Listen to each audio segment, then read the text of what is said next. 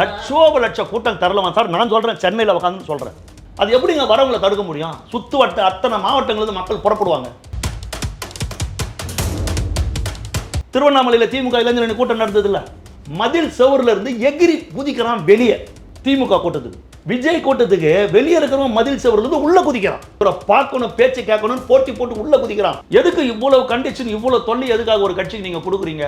நீங்க இன்னும் நெருக்கடி கொடுத்தாலும் அவருடைய கூட்டம் சக்சஸ் ஆகும். சீப்பை ஒழிச்சு வச்சா கல்யாணம் முடியாதுன்ற மாதிரி நீங்க ஏதாவது அசம்பாவிதம் பண்ணாம இருந்தா சக்சஸ் ஆகுங்கிறீங்க. அது மாதிரி. ஆமா, ஏங்க நான் திரும்ப சொல்றேன், பாதுகாப்பு கொடுக்க வேண்டிய பொறுப்பு போலீஸுக்கு தான். ஜெயலலிதா அம்மா முதலமைச்சராக இருக்கும்போது மகாமகத்தில் அசம்பாவிதம் நடந்து 100 பேருக்கு மேல செத்து போனா சார். பாடம் போலீஸ் கற்கணும். எங்க போலீஸுக்கு வக்கு கிடையாது, எங்களுக்கு துப்பு கிடையாது, எங்களால விஜய் கூட்டத்துக்கு பாதுகாப்பு கொடுக்க முடியாது. அத்தனை லட்சம் பேர் கூடுறான், தண்ணி வச்சா கூடுறான், எங்களால முடியலன்னு சொல்லு, ஒத்துக்கோ. அதில் அறநிலைத்துறைக்கு சொந்தமான இடத்துல தான் அந்த கூட்டம் நடக்க போகுதுன்னு சொல்கிறாங்க. 50,000 டெபாசிட் கேட்டுருக்கிறாங்க, கொடுத்துட்டாங்க. 50,000 வாடகை கேட்டுருக்கிறாங்க, கொடுத்துட்டாங்க. எல்லாத்தையும் ரெடி பண்ணணும். செடி பிடுங்கணும், மரத்தை வெட்டணும், செடியை பிடுங்கணும், இடத்தை சீர் பண்ணணும், எல்லாத்தையும் செஞ்சுட்டாங்க. ரைட், எல்லாம் கூட்டம் முடிச்சு போகும்போது இந்த இடத்த அப்படியே கேட்குறீங்கன்னா எப்படி? புடுங்கின செடியெல்லாம் நட்டுட்டு போடணுமா? எப்படி, எந்த விதத்தில் நியாயம்? அது உள்ள தள்ளு முள்ளு இல்லாத பார்த்துக்கணும் நீங்கள் தான். அப்போ போலீஸெல்லாம் என்ன தான் பண்ணுவீங்க?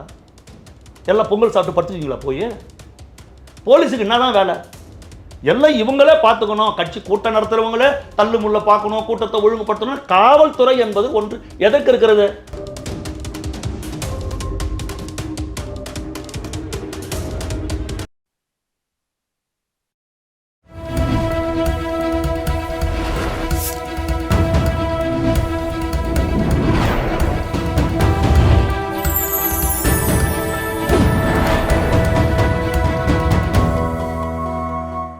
சேனல் 5 தமிழ் நேயர்களுக்கு வணக்கம். இன்றைய நேர்காணலில் நம்மோடு பேச இருப்பது அரசியல் விமர்சகர் ஓட்டேரி ஜெயக்குமார் அவர்கள். சார் வணக்கம். சார் வணக்கம். சார், தாவேக்காவுடைய பொதுக்கூட்டம் ஈரோட்டில் நடக்க போகுது. அதுக்கு பல கண்டிஷன். தாவேக்காவை எந்த மாதிரிலாம் தரக்குறைவாக விமர்சிக்கிறாங்கன்னு தெரியும் உங்களுக்கு. அது கிடையாது, இது கிடையாது, ஒரு சென்ஸு கிடையாது, சும்மா திறந்த மேனிக்கு போகிறது வாருது அப்படின்ட்டு. செங்கோட்டையன் வருகைக்கு அப்புறம் இது முதல் பொதுக்கூட்டமாக நான் பார்க்குறேன். எப்படி பார்க்குறீங்க? இல்லை, தாவேக்கா பொதுக்கூட்டம் நாளை மறுதினம் நடக்குது, 18ஆம் தேதி ஈரோட்டில். நாடே எதிர்பார்க்குது அந்த பொதுக்கூட்டத்தை. கரூர் சம்பவத்திற்கு பிறகு கொங்கு மண்டலத்துக்குள்ள கரூர் பக்கத்தில் ஈரோடு, அந்த இடத்துல விஜய் அவர் போகிறாரு. அது நாடே எதிர்பார்க்கு. தாவேக்கா மட்டும் எதிர்பார்க்கல, அத்தனை அரசியல் கட்சியும் எதிர்பார்க்குது, நாடே எதிர்பார்க்குது. அந்த அளவுக்கு அந்த கூட்டம் இவர்கள் எவ்வளவு நெருக்கடியை கொடுத்தாலும் மிகப்பெரிய மகத்தான வெற்றி பெறும். தாவேக்காவுக்கு இருக்கிற பிரச்சனை முதல்ல அடிப்படையில் என்ன பிரச்சனைனா, மத்தியில் இருக்கிற கவர்மெண்ட்டையும் விஜய் எதிர்க்கிறார், மாநிலத்தில் இருக்கிற கவர்மெண்ட்டையும் விஜய் எதிர்க்கிறார். பிரதான எதிர்கட்சி இந்தியாவில் காங்கிரஸ் கட்சி, அது திமுக கூட்டணியில் இருக்குது. இன்ன வரையில், இந்த நிமிஷம் வரையில் திமுக கூட்டணியில் இருக்குது. தமிழ்நாட்டில் பிரதான எதிர்கட்சி ஏடிஎம்கே, அது பிஜேபி கூட்டணியில் இருக்குது. ஆக இந்தியா லெவலில் இருக்கிற 2 கட்சி, மாநில லெவலில் இருக்கிற 2 கட்சி. மாநிலத்தில் ஆளுங்கட்சியும் விஜய்க்கு எதிர்ப்பு, எதிர்கட்சியும் எதிர்ப்பு. அகில இந்திய அளவில் ஆளுங்கட்சியும் எதிர்ப்பு, இவர் எதிர்க்கிறார், மத்திய அரசு எதிர்க்கிறார். காங்கிரஸும் திமுக கூட்டணியில் இருக்குது. ஆக எந்த ஒரு ஆதரவும் இல்லாத, அடுத்து பார்த்தீங்கன்னா கம்யூனிஸ்ட் அகில இந்திய அளவில் அவங்கெல்லாம் திமுக கூட்டணி, எந்த ஒரு ஆதரவும் இல்லாத ஒரு சிங்கநிகர் தலைவனாக இன்றைக்கு தன்னந்தனியாக களத்தில் ரொம்ப தைரியமாக விஜய் அவர்கள் வர்றார். அவருடைய தைரியத்தை தான் எல்லாரும் பாராட்டுறாங்க. மத்திய மாநில ஆட்சி ரெண்டுத்தையும் ஒரு சேர எதிர்க்கிறார். அதனால தான் மாநில அரசு என்ன நினைக்குதுன்னா, விஜயை வெச்சு செய்யணும்னு சொல்லிட்டு போலீஸாரை வச்சு எவ்வளவு நெருக்கடி கொடுக்க முடியுமோ அவ்வளோ நெருக்கடி கொடுத்து இதோடு இவர் வேண்டாம், விட்டுடுவார், போயிடுவார் அப்படின்னு அவங்க நினைக்கிறாங்க. ஆனால் அரைக்க சந்தனம் மணக்கம், அடிக்க பந்து எழும்பும். விஜய் ஒரு போர் குணம் உள்ள தலைவன்றது நாங்களே இப்போ தான் பார்க்குறோம். இவர் ஒரு போராட்ட குணம் கொண்டவர், போர் குணம் கொண்டவர்னா. ஏன்னா 10 வயதில் நடிக்க வந்திருக்கிறார் குழந்தை நட்சத்திரமாக, வெற்றின்ற திரைப்படத்தின் மூலமாக அறிமுகம் ஆயிருக்கிறாரு. தன்னுடைய 21 வயதிலேயே 1996 வெள்ளம் பாதிக்க வந்தப்போ அன்னைக்கு மேயராக இருந்த ஸ்டாலினை பார்த்து 100 மூட்டை அரிசி கொடுத்துருக்கிறார். அன்னைக்கு 100 மூட்டைன்றது பெரிய விஷயம். இவர் வாங்கின சம்பளத்துக்கு 96 மீண்டும் 98 வெள்ளம் பிரச்சனை வந்தப்போ இவர் நேரடியாக களத்துக்கு போய் மக்களுக்கான நிவாரண உதவிகளை இவர் செஞ்சிருக்கிறார். இவருடைய 31 வயதிலேயே இலங்கை தமிழர்களுக்காக உண்ணாவிரதம் உட்கார்ந்திருக்கிறார்.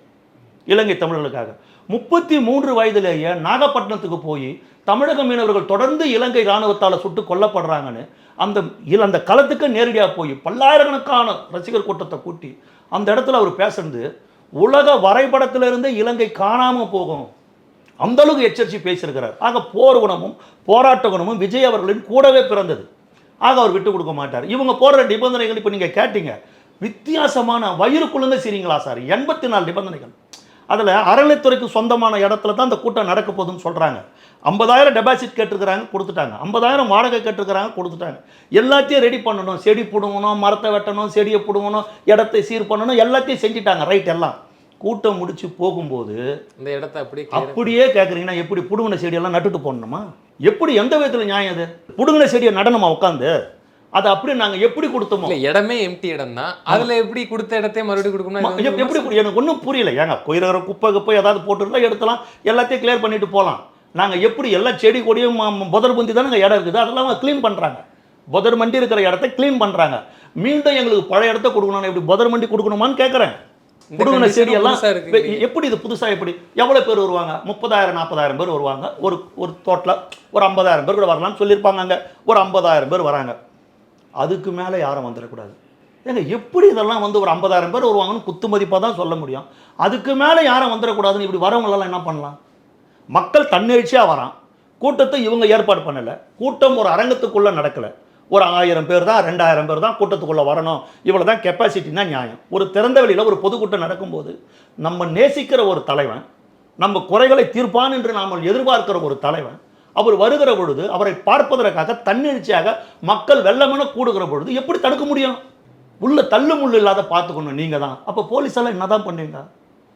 எல்லாம் பொங்கல் சாப்பிட்டு படுத்துக்கிங்களா? போய் போலீஸுக்கு என்ன தான் வேலை?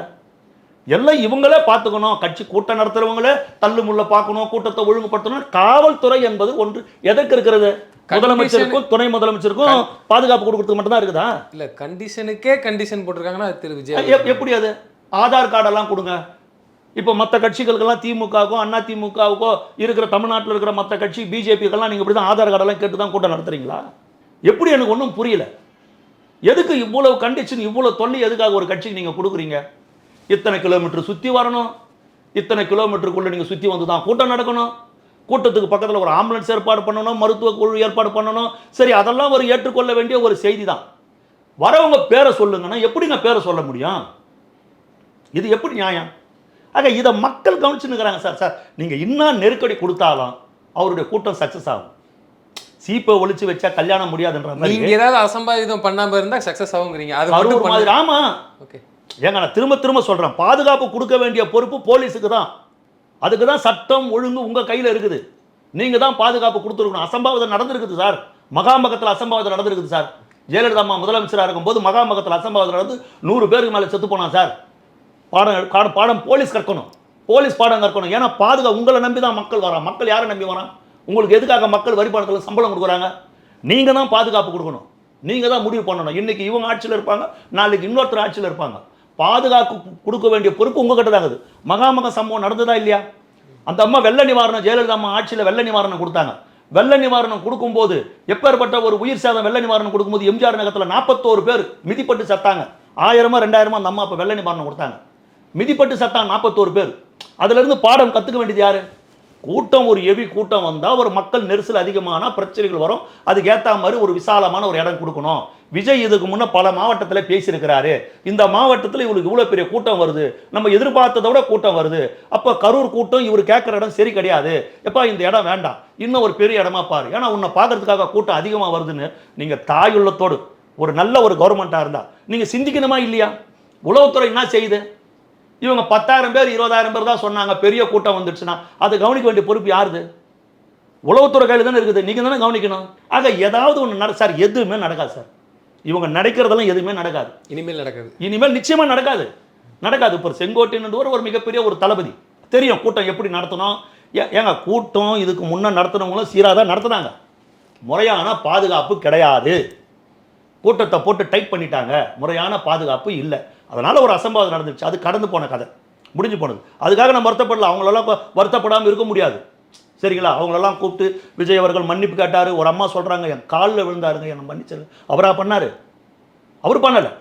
ஆனால் என்னை பார்க்க வந்து இப்படி நடந்துடுச்சம்மா, நான் ஏதோ நல்லது செய்யணும்னு நினைக்கிறேன், ஆனால் இந்த அரசியல் சூது சூழ்ச்சி, ஐயோ எனக்கு இந்த சூழ்ச்சி சூது தெரியலையே, எனக்கெல்லாம் வந்து எனக்கு சினிமாவில் தான் நடிக்க தெரியும், இந்த மாதிரி இவனுங்களை மாதிரி வாழ்க்கையில் நடிக்க தெரியாது. விஜய்க்கு வந்து வாழ்க்கையில் நடிக்க தெரியாது, சினிமாவில் நடிக்க தெரியும்.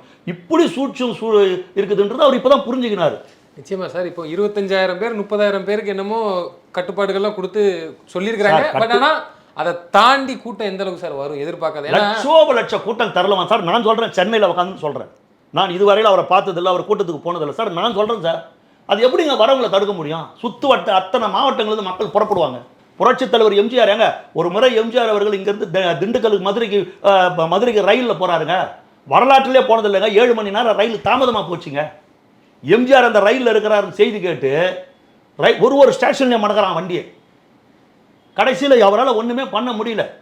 அவ்வளோ தாமதமாக அந்த ரயில் போகுது. அப்புறம் எம்ஜிஆர் கூப்பிட்டா ரயில்வே அதிகாரிகளாம் கூப்பிட்டு, ஏங்க நான் வேணால் வழியில் இறங்கிடுறேன் அப்படின்னா, ஐயோ நீங்கள் தயவுசெய்து இறங்கிடாதீங்க, இந்த ரயில் போய் ஊர் போய் சேராது, எம்ஜிஆரை இறக்கி விட்டுட்டு நீ எப்படா வந்து ட்ரெயின் அடிப்பான் அப்படி சொன்னாங்க. அந்த மாதிரி எம்ஜிஆருக்கு ஒரு கூட்டம் கூடிச்சிங்க. எம்ஜிஆர் மாலை 6 மணிக்கு வராருன்னா 10 மணிக்கு கூட்டம் கூடுவாங்க. புரட்சித் தலைவர் எம்ஜிஆருக்கு பிறகு தன்னிச்சையாக ஒரு கூட்டம் கூடுறாங்க. இப்போ கூட 2 நாளைக்கு நேற்று முந்தாள் நான் நினைக்கிறேன், திருவண்ணாமலையில் திமுக இளைஞரணி கூட்டம் நடந்ததில்ல, நீங்கள்லாம் கூட பார்த்துருப்பீங்க. மதில் சுவருங்க, மதில் சுவரில் இருந்து எகிரி குதிக்கிறான் வெளியே. திமுக கூட்டத்துக்கு உள்ள அடக்கி வச்சுன்னு இருக்கிறவன், இவங்க பேச்சை கேட்க முடியாத மதில் சுவர்லேருந்து எகிரி வெளியே குதிக்கிறான். விஜய் கூட்டத்துக்கு வெளியே இருக்கிறவன் மதில் சுவர்லேருந்து உள்ள குதிக்கிறான். இவரை பார்க்கணும், பேச்சை கேட்கணும்னு போட்டி போட்டு உள்ள குதிக்கிறான். இவனை பிடிச்சி வச்சா கூட இவன் வெளியில் குதிக்கிறான். இதுதான் அவங்களால புரிஞ்சிக்க முடியல, இதை அவங்களால ஜீரணிக்க முடியல.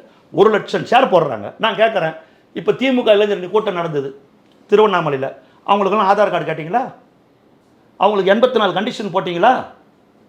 அவங்களுக்கு எல்லா விதமான எந்த வித அசம்பாவிதமும் பண்ணாமல் நல்லபடியாக வந்து உட்கார்ந்து நினச்சிட்டு போகிறாங்கனால கூட்டமே இல்லையே. 1 லட்சம் ஷேரை போடுற, 1 லட்சம் ஷேருக்கு முன்கூட்டியே வந்து பேக்கேஜ் ஒரு பேக் வைக்கிற, அதில் மிக்சரு, கேக்கு, பிஸ்கெட்டு, ஸ்வீட்டு, வாட்டர் பாட்டிலு எல்லாமே வச்சுட்டேன். எல்லாரும் எடுத்துன்னு வந்து காசை கொடுத்து, ஒரு ஆளுக்கு 1000 2000 காசை கொடுத்து எடுத்துன்னு வச்சுட்டேன். 1000கணக்கான ஆடை வெட்டி போட்டு பிரியாணி ரெடி பண்ணுறேன். எல்லாம் வந்து உட்காந்தான். கூட்டம் ஆரம்பித்து கொஞ்சம் நேரம் ஆகலை, கண்ணு கட்டினது ஒரு சேர்களின் மாநாடு. இளைஞரணி மாநாடு கிடையாது, சேர்களின் மாநாடு. கூட்டமே இல்லை, வெறும் சேர் தான் இருக்குது. இளைஞர்கள் இருக்கிறான், மேலேருந்து அந்த கேமரா எடுக்கிறான், அவன் தலைலாம் சொட்டையாக இருக்குது, மேலெல்லாம் நரைச்சி போகுது. கிழவர்களின் மாநாடு, இளைஞர்களின் மாநாடு கிடையாது, கிழவர்களின் மாநாடு.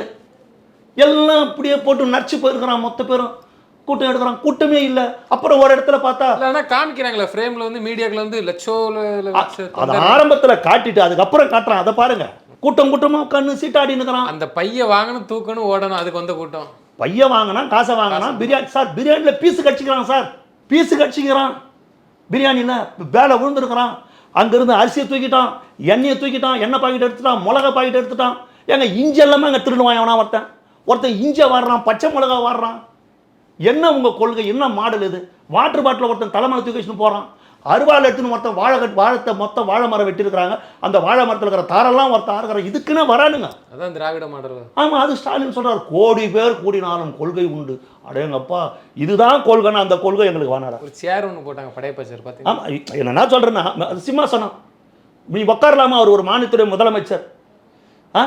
முறையான கல்வி இல்லை. இன்னும் எத்தனையோ மாவட்டங்களில் குழந்தைகள் படிப்பதற்கு கட்டடம் இல்லை. மரங்களின் கீழே உட்காந்து படிக்கிறான் சார் குழந்தை. அரசு பள்ளியில் படிக்கிறதுக்கு கட்டடம் இல்லை, மரங்களின் கீழே உட்காந்து படிக்கிறான். மர வெளிச்சத்தில் வெட்ட வெளியில் படிக்கிறான் சார். அவன் சாப்பிட்றதுக்கு முறையான சாப்பாடு இல்லை சார். ஒரு மாநிலத்தில் முதலமைச்சர் நீங்கள் சிம்மாசனத்தில் உட்காரலாமா? வெள்ளி சிம்மாசனத்தில் பெருந்தலைவர் காமராஜர் இப்படி தான் வெள்ளி சிம்மாசனத்தில் உட்கார்ந்தாரா? எனக்கு போலீஸ் பாதுகாப்பு வேணாம், அவன் ஏன்டா ஆம்புலன்ஸ் மாதிரி கத்திக்கின்னு போகிறான்னு கேட்டார் பெருந்தலைவர் காமராஜர். எப்பேற்பட்ட தலைவர்கள்லாம் வாழ்ந்த மண். வெள்ளி சிம்மாசனம் உட்காந்து கால் மேலே காலை போடுறாருன்னு வசந்தன் ஓனர் மாதிரி. சிந்திச்சு பாருங்க. இது மக்கள் பார்க்குறாங்க, எல்லாத்தையும் பார்க்குறாங்க. இந்த மாநாட்டில் நடந்த கூத்து அமக்களத்தையும் பார்க்குறான். மாநாடு எப்படி நடத்தணும்னு எங்களை பார்த்து கற்றுங்க. இந்த மாதிரி மாநாடு கற்றுக்க வேண்டிய அவசியமே வேண்டாம். இந்த மாதிரி அரிசி திருடுறது, பருப்பு திருடுறது, கூட்டத்துக்கு உட்காராத அமக்கள மண்ணு இதையெல்லாம் பார்க்கும்போது ஒரு பக்கம் mixture, biscuit, sweet, water bottle அத்தனையும் கொடுத்தோம் சுவர் ஏறி குச்சி ஓடுற ஒரு கூட்டம். ஒரு பக்கம் குடிக்கிறதுக்கு தண்ணி கூட இல்லைன்னா கூட பரவாயில்ல, அவர் பார்க்கணும், அவர் முகத்தை பார்க்கணும், அவர் பேச்சை கேட்கணும்னு விரும்புகிற ஒரு கூட்டம். இப்போ தமிழ்நாட்டில் மையப்படுத்த முடியும் சார். விஜய் 31 வயசில் விஜய் அவர்கள் வந்து இலங்கை தமிழர்களுக்காக உண்ணாவிரதம் உட்கார்ந்தப்போ, 33 வயசில் நாகப்பட்டினம் மீனவர்களுக்காக விஜய் அவர்கள் குரல் கொடுத்துருப்போ, உதயநிதி ஸ்கூலுக்கு போயிட்டு இருப்பார் சார், காலேஜ் போயிட்டு இருப்பார். ஸ்கூலுக்கு போயிட மாட்டார், காலேஜ் போயிட்டு இருப்பார். இவர் அப்பத்துலேருந்தே இருக்கிறார் சார் களத்தில். அப்பத்துலேருந்தே களத்தில் இருக்கிறார், அப்பத்துலேருந்தே மக்களுக்காக போராடுறாரு. அந்த எண்ணம் அவருக்கு இருக்குது. நிச்சயமாக விஜய் அவர்களின் எண்ணம் வெற்றி பெறும். ஆகவே விஜய் அவர்களை விமர்சிக்க யாருக்கும் எந்த தகுதியும் இல்லை. நிச்சயமா தகுதி இல்லை சார். அவர் என்ன சார் தப்பு பண்ணாரு? அரசியல் தெரியாது, இப்போ வந்து அவருக்கு என்ன தெரியுங்களா விமர்சிக்கிறாங்க. நீங்க பல்வேறு விஷயத்த சொல்றீங்க. ஏன் இப்பவுமே அப்பத்துல இருந்து அவர் அரசியலை கூர்ந்து கவனிச்சுன்னுகிறாரு சார். அரசியல் தெரியாதுன்னா இவர்களுக்கு தெரிந்த அரசியல் விஜய்க்கு தெரியாது. அது தெரிய வேண்டாம். ஊர் சொத்தை கொள்ளடிக்கணும், ஊர் பணத்தை கொள்ளடிச்சு தான் வீட்டு உலையில போடணும், மக்களை ஏமாத்தி கோடிக்கணக்கில் தன் சங்கதிக்கு சொத்து சேர்த்து வைக்கணும், இந்த கொலை செய்யணும், கொள்ளை அடிக்கணும், இதுதான் அரசியல்னா அந்த அரசியல் விஜய்க்கு தெரியவே வேண்டாம் சார். ஏழை எளியவங்களுக்கு நல்லது பண்ணணும், அடுத்த வீட்டு பிள்ளைங்க நல்லா படிக்கணும், அதுங்கெல்லாம் ஒரு நல்ல நிலைமைக்கு வரணும், இந்த தமிழ்நாடு இந்தியாவிலேயே ஒரு நல்ல ஒரு மாநிலமாக வரணும்னு சிந்திக்கணும் சார். அந்த அரசியல் தான் சார் அவருக்கு போகணும். 200 மீட்டர் திமுக மீட்டிங்கு வந்துட்டு போனவன் காரில் போதையில் காரில் போகிறவன் 200 மீட்டர் ஒருத்தனை அடிச்சு இழுத்துன்னு போய்க்கிறான் சார். ஒருத்த கீழே மாட்டினாலும் கூட தெரியும், 200 மீட்டர் இழுத்துன்னு போய் செத்து போச்சாங்க சார் அவன். இந்த மாதிரி போதை கலாச்சாரம் வேண்டாம், இந்த மாதிரி போதை கலாச்சாரம் வேண்டாம். அவர் விஜய் வந்து ஒரு நல்ல அரசியல், மாற்றத்துக்கான அரசியலை கொண்டு வரணும்னு நினைக்கிறாரு. நிச்சயம் கொண்டு வருவார். அதில் யாருக்கும் எந்த விதமான சந்தேகமே வேண்டாம். இவங்க இந்த மாதிரி சேர்கள் மாநாடு, ஏன்னா சீமான் போய் இவங்களை பார்த்துருக்கிறார். சீமான் இதுக்கு முன்னே எடப்பாடி போய் பார்த்தாரு. எடப்பாடி போய் பார்த்ததுக்கு அப்புறம் திமுக கடுமை விமர்சனம் பண்ணார். இந்த முறை சீமான் போய் ஸ்டாலினை பார்த்துட்டு வந்தார், விஜய் விமர்சனம் பண்ணுறார். அவர் வந்து மரங்களின் மாநாடு, தண்ணீர் மாநாடு, மலைகளின் மாநாடு சீமான் நடத்துறார். அவர் சொல்லிட்டு வந்திருப்பார் காலி சேர்களின் மாநாடு. அதை உதயநிதி திருவண்ணாமலையில் பண்ணிட்டார். வெறும் காலி சேர்களின் மாநாடு இவர் நடத்துறார்.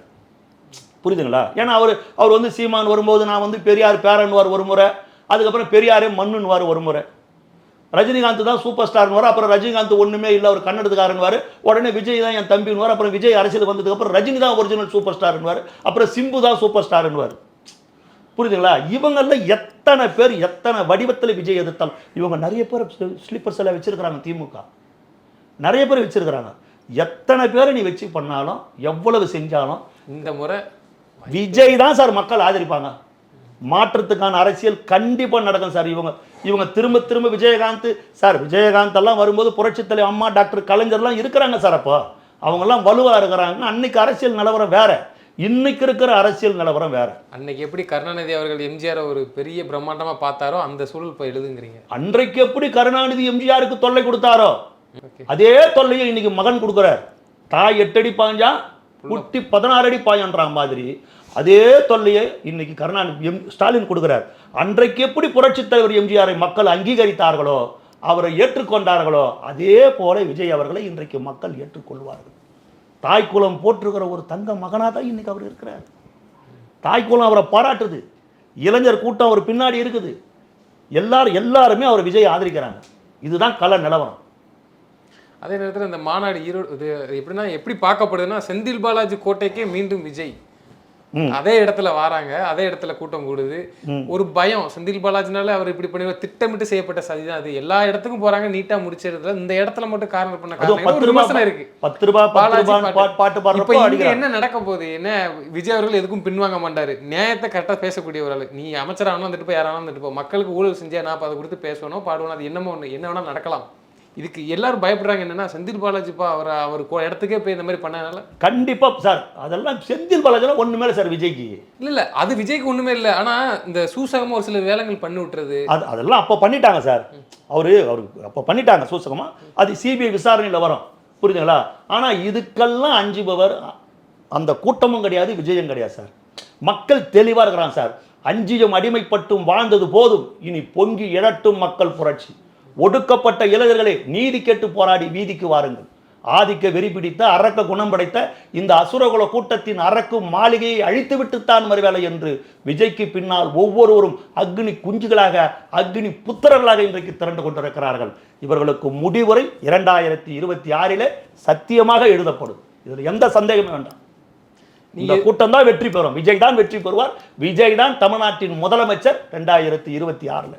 இறுதியான ஒரு கேள்வி சார், நான் ஏற்கனவே சொன்ன மாதிரி தான் 25,000-30,000 பேருக்கு தான் அலோட் கொடுத்துருக்காங்க, இதுக்குள்ளே நீங்கள் முடிச்சுக்கங்கன்ட்டு. ஆனால் இதை மீறதுக்கான வாய்ப்பு அதிகமாக இருக்குல்ல? ஏன்னா மக்கள் வெள்ளத்தை தடுக்க முடியாது. நிச்சயமாக வரும் சார், நிச்சயமாக வரும். ஆனால் அவங்களால முடிஞ்ச அளவுக்கு கட்டுப்படுத்துவாங்க. 25,000 பேர் தான் வரணும், 30,000 பேர் தான் வரணுன்றது நிச்சயமாக அவங்களால முடிந்த அளவுக்கு முயற்சிவாங்க. செங்கோட்டையன் சொல்லிக்கிட்டு தான் சார் இருக்கிறார். சார் கர்ப்பிணிகள் வராதுன்றாங்க, இளைஞர்களை வராதீங்க சார், இப்போ முதியவர்கள் வராதீங்க, நோய்வாய்ப்பட்டவங்க வராதீங்க சொல்லி வராங்கன்னா அது தவறா இல்லை அறியாமையா இல்லை விஜய்க்கான ஒரு எதிர்ப்பு ஒன்றுமே பண்ண முடியாது சார். சொல்லியும் வராதுங்கன்னா வராங்கன்னா அவங்க எழுச்சி சார், தன்னெழுச்சியாக வரவனா நம்ம என்ன சார் பண்ண முடியும்? இதுக்கு முன்ன கூட்டத்தில் கூட குழந்தையோட வந்தவங்கன்னா திருப்பி அனுப்புகிறார், புஸ்லி ஆனந்த் வந்து திருப்பி அனுப்புகிறார், தயவுசெய்து போங்கன்றார். அதை மீறி மக்கள் கூட்டம் வருதுன்னா சார் அவங்களை நம்ம எப்படி சார் தடுக்க முடியும்? அவங்க தன்னெழுச்சியாக வராங்க சார், அவரை பார்க்கணும், அவர் பேச்சை கேட்கணும் அப்படின்னு தன்னெழுச்சியாக வரவங்கள நம்ம என்ன செய்ய முடியும்? புரியுதுங்களா? வருவாங்க. இந்த கூட்டத்தில் ஒரு 30,000 பேர் தான் வரணுன்ற அளவுக்கு நிர்வாகிகள்லாம் ஏற்பாடு செஞ்சிருக்கிறாங்க. களத்துக்கு வெளியே பொதுமக்கள் திரண்டுட்டா இல்லை அந்த இடத்துக்கு வெளியில கூட கூட்டத்துக்கான வாய்ப்பு இருக்கு. கூடும் சார், நிச்சயமாக கூடும் சார். அதில் ஒன்றும் பண்ணல சார். பொதுமக்கள் தன்னெழுச்சியாக எந்த வீட்டிலேருந்து எவன் புறப்பட்டு வருவான்னு யாருக்கு சார் தெரியும்? இவங்கெல்லாம் மற்ற கட்சியெல்லாம் வந்து ஒரு வீட்டு வாசலில் நின்று இந்த நிர்வாகி தான் 50 பேர் கூட்டிகிட்டு வருவார், இந்த நிர்வாகி தான் 100 பேர் கூட்டிகிட்டு வருவார், இவர்கிட்ட தான் நம்ம பணம் கொடுத்துருக்குறோம், இவர்கிட்ட இத்தனை வண்டி கொடுத்துருக்குறோம், இத்தனை பிரியாணி பொட்டலம் கொடுத்துருக்குறோம், இவர் இவ்வளோ பேர் கூட்டின்னு வருவாருன்றது தெரியும். இவர் விஷயத்தில் அப்படி கிடையாது. அவன் வீட்டில் இருந்தெல்லாம் புறப்படுறான், அவன் வண்டி எடுத்துன்னு வா கிளம்புல புறப்படுறான். அப்போ நீங்கள் எப்படி இதை வந்து நீங்கள் கணிக்க முடியும்?